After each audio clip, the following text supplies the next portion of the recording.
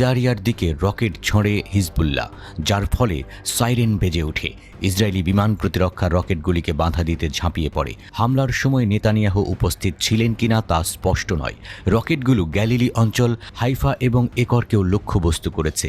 Israeli বাহিনী হিজবুল্লাহর মোকাবিলা করতে লেবাননে প্রবেশ করার সাথে সাথে উল্লেখযোগ্য উত্তেজনা বহুগুণে বৃদ্ধি পেয়েছে।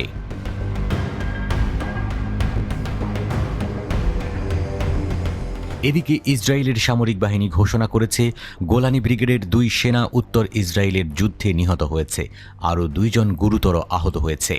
ইরান সমর্থিত ইসলামিক রেজিস্ট্যান্স ইন ইরাকে 3টি হামলার দায় স্বীকার করেছে। তারা গোলান হাইটস এবং টাইবেরিয়াসের সাইটগুলোকে লক্ষ্যবস্তু করে। ইসরায়েলি মিডিয়া জানিয়েছে, সামরিক তদন্তে পাওয়া গেছে ইরাক থেকে চালানো ড্রোন হামলায় ওই 2 সেনা নিহত হয়েছে।